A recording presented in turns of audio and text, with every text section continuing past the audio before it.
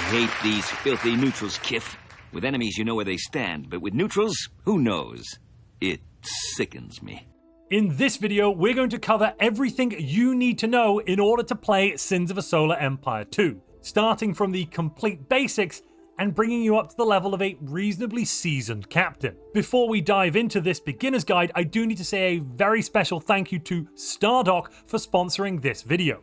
If you'd like to pick up Sins of a Solar Empire 2 now, you can grab it from Steam using the link down in the description below. Let's start at the very beginning, starting your first game. There are a whole host of different maps available with a different number of players that can play in them. I'd recommend for your very first game you play on a 2-player map. That means it'll just be you and one AI faction, so you won't hopefully have multiple fronts to fight on and get bogged down in a million different combats. Before we go any further on Galaxy setup, I do want to briefly talk about the tutorials. This game has a host of tutorials, and they're definitely worth trying out if you have the time. I'm going to grab a random 2-player map and let's set up the game. Now you need to select your empire. There are 3 different races: the Tech, which are basically normal humans, the Advent, which are cybernetic and spiritual humans with psychic powers, and the Visari, which are a displaced alien race that are now on the scene. Each race has 2 further sub-factions. Both of the factions are very, very similar in each race. The main differences are a couple of buildings, your Titan unit being unique, and a few late-game technology differences. For your first game, I'd recommend playing as one of the 2 Tech factions. They don't have too many fancy abilities to understand, and they're generally quite easy to pick up. You can also select the faction for your AI opponent, or you could just leave it random. Then you'll want to choose the difficulty. For your first game, I'd probably recommend keeping the AI on easy. As you play more and more, you might want to increase it. The AI can go from easy to medium, hard, unfair, nightmare, and finally impossible. I'm just about comfortable playing on unfair against a couple of AI opponents, and that's after about 100 hours of playtime, plus a whole load of time in Sin's Rebellion. You can also change the settings for your map. Initially, I'd recommend you turn orbiting planets off. That means the map will be static and none of the celestial bodies, which have phase lanes, will move around. If you leave orbiting planets turned on, the planets will be able to move, and that changes the map over time, which can definitely be confusing on your first few playthroughs. You want less to worry about, not more. Home planet victory, if enabled, means that any faction will lose once they lose their home planet. However, this doesn't quite work on the Visari. They have some technologies to allow them to keep fighting even after losing their homeworld. I'd suggest you leave this on and basically don't change any of the other settings. And now that we're ready, we can click Start Game. As soon as you start the game, time will begin ticking. You should immediately move up and pause it or toggle spacebar. That means we can now take a moment to breathe. Let's dive into this UI and work out what on earth is going on. First up, we have the time. Shown at the top here, we can see the time that has elapsed since this game has begun. We can pause and unpause the game, also using spacebar, and we can increase or decrease the rate of flow of time in the game. For your first few games, you should definitely pause whenever you need to. Don't get overwhelmed, don't let things run out of control, use this pause button. To the right of that, we have the ability to hide the user interface. Doing that allows us to look at the map in a more cinematic fashion. Definitely do this when you've got a fun space battle you want to watch and not do any orders on. Using escape, we can jump out of this and back to the normal game. Then we have, of course, the main menu where we can save the game, surrender, don't ever press that button, and just do whatever else you want. In the top center of the screen, we can see our resources. There are 3 resources in Sins of a Solar Empire, the first being credits or money, then metal, and finally crystal. The only difference here is that the Visari don't really have any use for money, so they don't produce it or consume it. They can use it for trading, but that's about it. You'll generally be using all 3 of these resources in most of your purchases, be they improving a planet, building ships, or researching technologies. Now let's jump to the far left. First off, we have the 2 research windows, civilian and military research. Other factions have slightly different names for these, but they almost always boil down into economic research under civilian and ship and military research under military. In order to research technologies, we need to unlock different tiers, civilian 1 through 5, and the same with our military research. To unlock these tiers, we not only need to spend our resources, here you can see we'd have to spend 400 credits, 75 metal, and 125 crystals, but also we need civilian research points. Those research points are generated through orbital labs or planetary buildings. We'll look at how to get those a little bit later. Until we have any research points, there's not really any point in diving into this tree, and if you try and click on anything, build more civilian research stations. The game will just tell you that you need to build more. Next up, we have diplomacy. In a 1v1, you probably don't want to use this, but in larger maps with multiple empires, you might want to open diplomatic offers and either call for a ceasefire, share vision, or possibly go all the way into an alliance. You can also trade resources and even planets through this screen. There are also minor factions in the game. In order to reveal these minor factions, we'll need some influence points.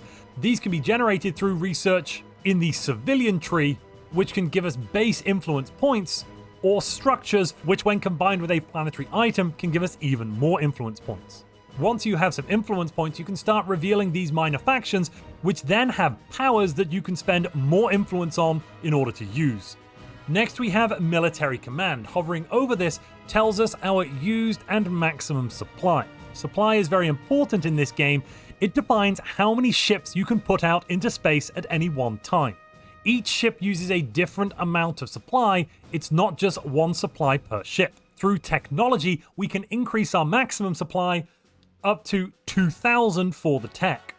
If we click on military command, we can also see an overview of our capital ships and star bases. For now, we don't have any of these, so the screen is blank. Finally, we have colonized planets. Hovering over this tells us about our colonized planets, and clicking on it gives us a lot more information. From this screen, we can overview and manage every single planet in our great and glorious empire. These screens are split into logistics, which is orbital structures, defense, which is military structures, and surface, which is the planet itself.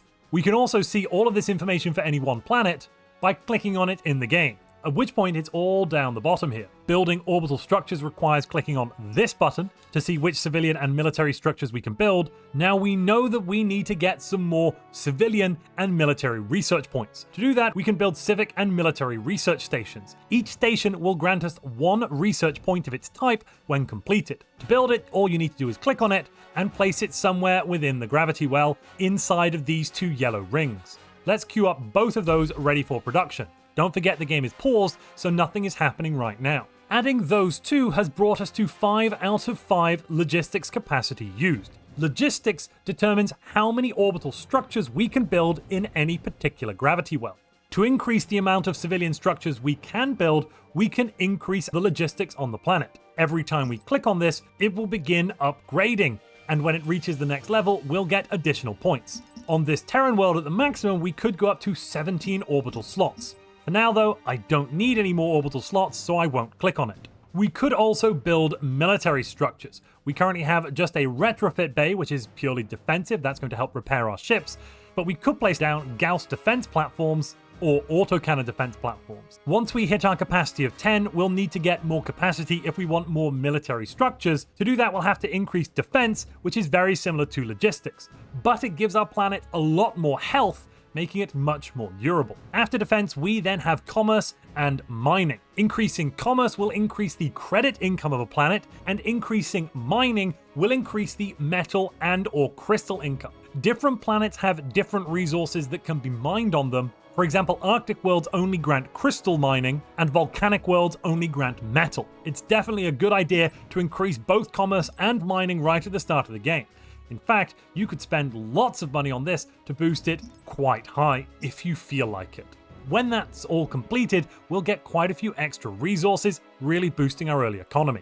As you queue things up, you can only upgrade one development on a planet at any one time. So first we'll upgrade commerce, then mining, then commerce, then mining. If we want to change the order of our upgrades, we can click, drag, and drop to change the order around and determine which happens first. You can also right-click to unqueue something and get a refund on it if you no longer want to build it. On the far left of our screen, we then get the fleet management. You'll start with one fleet which has absolutely nothing in it. Now there are two ways you can create a fleet. Either add a fleet, which we can do right here to create a new one, again empty, and then using this building window add ships, or select a planet or shipyard and build ships from that shipyard, then use a drag window to select those ships and right click on a fleet. That would then add them to the fleet. Honestly though, I'd recommend just selecting your alpha fleet and then using this lovely window to queue ships up. Now let's talk about ships. There are 5 different classes of ship in the game. Corvettes, which are very small and generally quite quick. We've got a scout corvette that is only really good for scouting. It doesn't even have any guns at the start of the game. And the Shriken gunship corvette, which is very fast and agile, but only really effective against low durability targets. Next up, we have the frigates.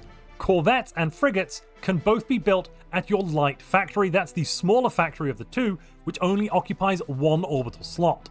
Early in the game, frigates will be your workhorse. For example, right at the start, we only have access to the Cobalt frigate and the Protev colony frigate. Cobalt frigates have 1 main gun, the medium autocannon, but that's honestly all you need at this stage. In order to get other ships like the Kalev Gauss frigate, the Garda Flak frigate, or the Krosov Siege frigate, we'll need to do research. We'll need to unlock more research points and get further down the tree. The other shipyard, our heavy factory, occupies 2 orbital slots, and that can produce cruisers and capital ships. Cruisers are where you'll find your carriers, for example the Percheron carrier cruiser, specialist ships that can do things like repair other ships like the Hashika robotics cruiser. The tech have a missile cruiser that can be quite powerful, a torpedo cruiser which is very strong against static defenses, and the Harker heavy cruiser, armed to the teeth with heavy autocannons and packing very strong armor. These ships will probably be the workhorse of your fleet in the mid-game, but they take quite a long time to research, and they are quite expensive, so you won't be using many right at the start. Next up, we have capital ships. Again, they are built at your heavy factory, and there are 5 different capital ships. Each capital ship comes with some unique abilities, and you will unlock more abilities as your capital ships level up. Every time they kill a ship or salvage some wreckage, they'll get experience. When they get enough experience, they'll go to another level, and for every level they have, they will unlock a new ability. The first capital ship you build is absolutely free, and I would definitely recommend you build a capital ship that has the colonize ability. Not only does that mean we don't have to spend money on a Protev colony frigate, which is more efficient, but also the colonize ability on your capital ships is more powerful and comes with unique bonuses that the regular colony frigate does not have. So I'm going to start by adding an Akan battle cruiser to my first fleet and 4 more Cobalt light frigates. The final ship type we've not looked at yet is the Titan. To build this, you'll need a special factory building. You'll also need to get to level 4 on military research and researcher technology for this, and that will also require you to get to at least level 3 on civilian research and get access to Quanian forging, unless you can find some Quanian out there in the galaxy, and honestly that's very unlikely. Quanian is a type of exotic resource. We'll look at the exotic resources in just a few minutes. If we now unpause the game, things will start moving. Construction ships are going to fly over to these proposed building sites for the research stations and build them, and our capital ships are going to fly out of their dockyard. Now that our capital ship is out and about, we need to choose an ability for it. As I said before, I'd recommend you grab the colonize. Whenever this ship colonizes a planet, it will also give you 1 free level of logistics. Every time you upgrade colonize, you'll also get more free logistics levels when you colonize a planet. Hovering over this ship or any ship in your fleet, we can also find out the statistics about this ship. Our capital ships come with shields, armor, and hull points. Generally speaking, unless you're coming up against nasty Vasari missiles, shields will be the first thing to be depleted on a ship. Following the depletion of the shield, when they hit 0, your armor will take damage, and finally when the armor is gone, your hull points will take damage. Once your hull points reach 0, you're luckily not dead if you're a capital ship. If you're a corvette, frigate, or cruiser, I'm sorry, your time is up and you are dead. But for capital ships, you then will become crippled. As a crippled ship, you can't use abilities and you can't shoot any of your guns, but you can still fly around and limp back home where you could be repaired. When you are crippled, you have crippled hull points. Once those crippled hull points reach 0, however, which you'll see being displayed by the green bar there showing as red, and in the end going down to nothing, then your capital ship will sadly be destroyed. So make sure if you start getting close to red, you probably want to turn around and haul ass back home. Now that we've got a rudimentary fleet out and running, 4 Cobalt frigates and 1 battle cruiser, let's take a look at the map. We should also do a bit of tidying. I don't need this extra fleet grouping right now, so what I'm going to do is click on it and drag it out and drop it somewhere else, removing it entirely. So using our scroll wheel, I'm going to zoom out and look at the map. At the start of the game, there won't be much to see. You'll probably see a main star, which is at the very center of the system, your homeworld, and then you might start seeing a lot of planets that look like this because they're unexplored. Luckily, we do have some scout ships that are flying around and doing exploration for us, and that's something we start the game with at absolutely no cost. They have the auto-explore action, which is already enabled, so they're just going to go out and find everything. Space, unfortunately, is not empty. Around these foreign bodies, there are some despicable neutrals that we are going to have to engage and defeat if we want to add this planet or this asteroid to our great and glorious space nation. Other than asteroids and our homeworld planet type, in order to colonize other planets like this Arctic world, we require special colonization technology. In this case, we have to research Arctic colonization first. Luckily, in order to get there, all I need to do is simply click on this button, and if I have the right amount of research points queued up, it will automatically work out everything I need before in the queue. For example, Civilian 1 is needed first, then Arctic colonization, and it will pay for those and queue them up. There is a smart and dynamic system at work here, and you don't have to do that much heavy lifting. You can also, if you don't know where something is, use the filter research, typing in, for example, Arctic, to see where on Earth the Arctic colonization is. Then we can click it once we found it. Don't be too intimidated by this tech tree. It does seem very large at the beginning of the game, but as you play more, you'll just really start to know where certain tech options are on this screen. We've queued up Arctic. Let's take the Alpha Fleet and go and eliminate these despicable neutrals. Once I've selected the fleet, by either grabbing all of them or clicking this button at the top or this button here, I can then right-click somewhere in the galaxy and they will move there. There are 2 ways your ships can move. They can either move individually and fly ad hoc, or if I right-click on Move Fleet, they will move in formation, meaning that no one will leave a star system before they're all at the edge of the system and ready to jump. And here they go, jumping across to the next system. We can now choose to attack some of these neutrals by right-clicking on them. We can also just let the computer handle it. By choosing to set the engage range between hold position, engage anywhere in the system, or engage close, which means they'll only engage inside of that circle, we can determine which enemy targets will be attacked. Now, you could just leave the ships here and let them fight the battle. They'll do it all by themselves. However, you can manage the ships a little bit if you'd like. For example, if I move my capital ship ahead of my other ships, it will block them from taking some damage by physically placing itself in front of those ships and using its larger mass and shielding to prevent my frigates from taking as much damage. Also, against these despicable neutrals, it becomes a big bullet sponge that they are just very happy to shoot at. In order to speed up colonization just a little bit, you could selectively target the siege frigates in a system.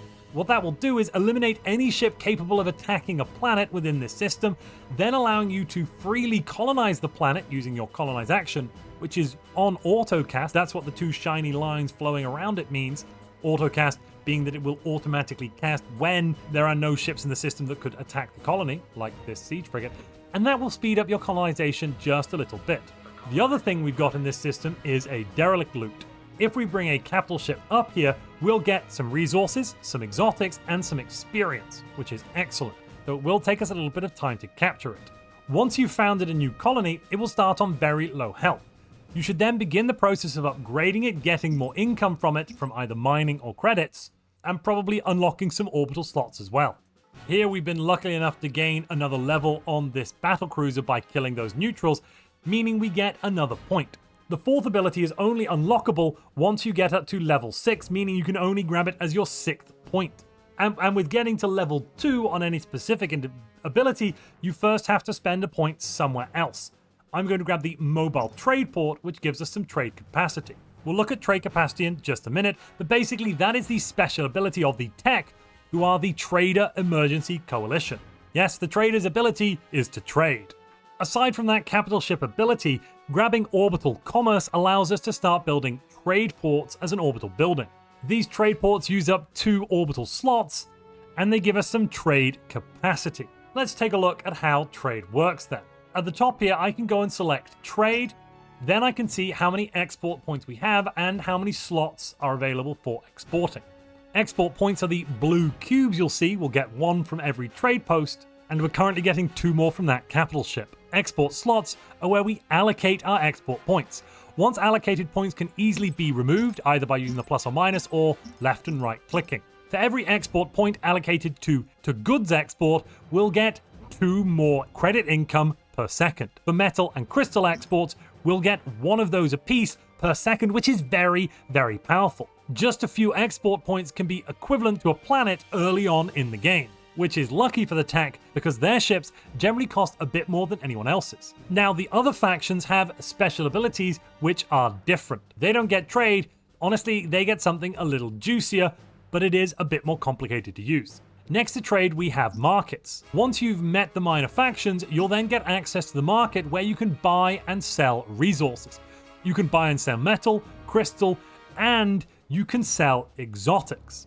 The more metal or crystal you sell increases the likelihood of causing a crash or a massive rise in metal or crystal prices. So be careful overselling, because the value of these resources can go down or up, and that will affect not just you, but every other faction out there in the game. Let's now talk about exotics. There are 3 ways of getting exotics. We can capture some through looting derelicts. We have a chance to gain some and are generally guaranteed some when we survey a planet. And once we've unlocked the exotic refinery technology, we can build exotic refineries, which are an orbital building that use 3 civilian slots, and these exotics can, at the cost of credits, metal, and crystal, build exotics. There are 5 types of exotics: the red one, the grey one, the blue one, the yellow one, and the green one. The green one is special, and you'll need special technology to access this one, but it also is only useful for late game abilities and late game ships.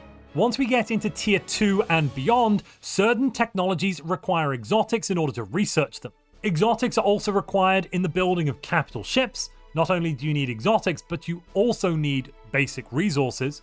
Star bases will require exotics to build as well, and some planetary improvements and ship items will also need exotics. So getting exotic forging up is definitely a thing I'd recommend you do once you hit that tier 2. Whenever you need an exotic, you can either prepay for it by queuing up which ones to build if you have an exotic refinery, or alternatively, if you need exotics in order to build or research something and you have a refinery at your disposal, that smart queuing feature will be included and an exotic will be queued up and included as part of the price of that technology or that item. As you gain more exotics, they'll also handily be displayed up in this part here. So I can see I've got 1 grey and 1 blue exotic.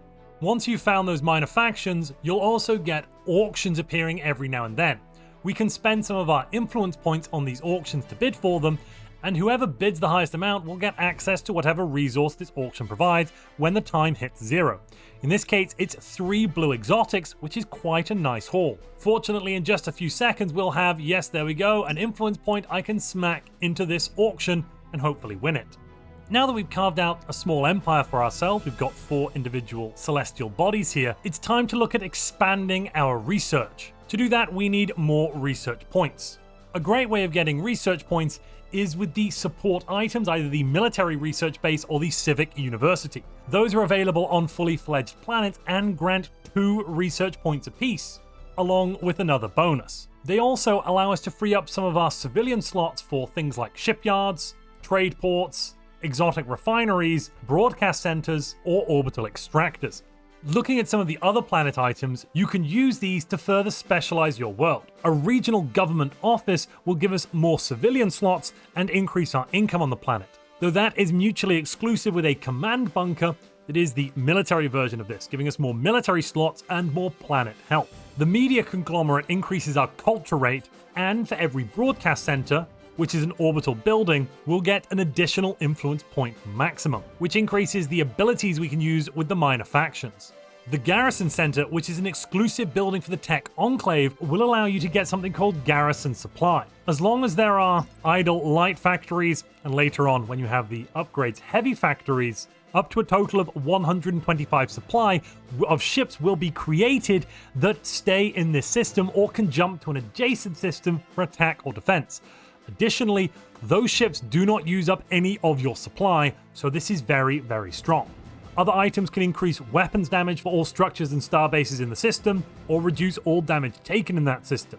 On top of that, we have some economic buildings, which can increase things like the mining rate on the planet, or give us more trade capacity. Most of these generally require exotic resources, as I mentioned before, and almost all require a technology of some kind. Though don't forget, the auto queuing system will work, as long as you have the prerequisites, like in this case, I can't research orbital mining control because I need to get to Civilian 3, which means I need 8 civilian research points. Taking a look at ship items, it's very, very similar. Some items provide you with a one-time bonus that can be used once, possibly even twice, like the radiation bomb, which deals quite a bit of damage, but it can only ever be used twice and then it's gone. Other items might require research, like the flak burst, which are great for dealing with missiles and strike craft, and some provide auras that buff other ships in the fleet, like the targeting array, which will increase not just your weapons range on the capital ship, but also anyone in range of the aura gets a bonus here as well. Something that can definitely be very useful to grab is any antimatter component. Now, I've not mentioned antimatter, but basically ships have a store of antimatter that regenerates over time, and antimatter is used in order to activate special abilities, like the Inspiring Broadcast here, which would reduce weapons reload time for anyone in range. The abilities are very powerful, especially on high-level ships, so having enough antimatter to be able to use them constantly is great. If you get high enough, you can also do crazy things like have a pop-up starbase ready to be deployed to smite the enemy in their own system. That's hilariously strong to use. Once you've built some broadcast centers, you'll start creating culture. Culture allows you to color the map and the phase lanes with the colors of your nation. The enemy's culture will also color the phase lanes with the color of their nation, or in this case, the minor factions will as well. Having your planets and ships either fight or exist within systems that have your culture gives you bonuses. At the beginning of the tech, we'll only get plus 10% to our commerce credit rate income for any planet within our culture. But as we research further bonuses, we can get increased speed, more credits, and also, if an enemy planet has our culture as dominant, we can impose some penalties on them. Don't forget about the culture aspect of this game. It can be the edge you need to win. Now that you've got the basics down and you've built a sizable fleet, it's time to take the fight to the enemy. Try to bring overwhelming firepower, pick your targets, and definitely take out crippled ships before they can escape. Use abilities like magnetic singularity to slow down those ships and kill them before they can run away.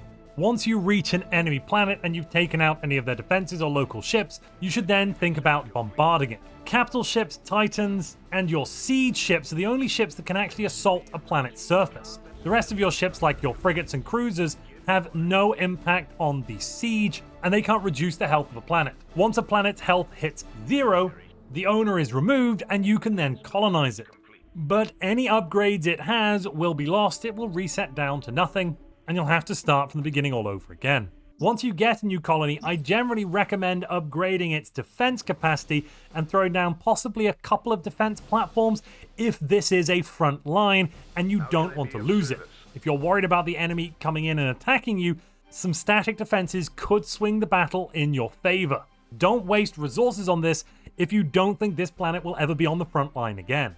There are a host of different weapons types and different abilities in this game. To briefly summarize a couple of important features, flak frigates have point defense, and that will target enemy strike craft and missiles, allowing you to destroy them before they attack you. Carriers, of course, carry strike craft squadrons. For most factions, those are split into fighters and bombers. Fighters are good at taking out other strike craft and hitting lightly armored ships like corvettes and frigates, whereas bombers are much better at hitting cruisers and capital ships. Weapons also have something called Pierce. A higher Pierce rating is important to cut through enemy armor. The Ogrov torpedo cruiser has heavy torpedoes, which pretty much have one of the highest Pierce ratings you can get in the game. This is fantastic for cutting through enemy static defenses, as I did talk about a little bit earlier. And if you can push yourself up to level 4, do grab a Titan. They're basically the most powerful ship you could possibly have. That covers all of the essentials I think you need to know in order to play Sins of a Solar Empire 2. Good luck, Commander, and happy hunting. Again, if you want to grab Sins of a Solar Empire 2, you can do so by following the link down in the description below. And if you're interested in watching me play some Sins of a Solar Empire 2, click the video on screen now.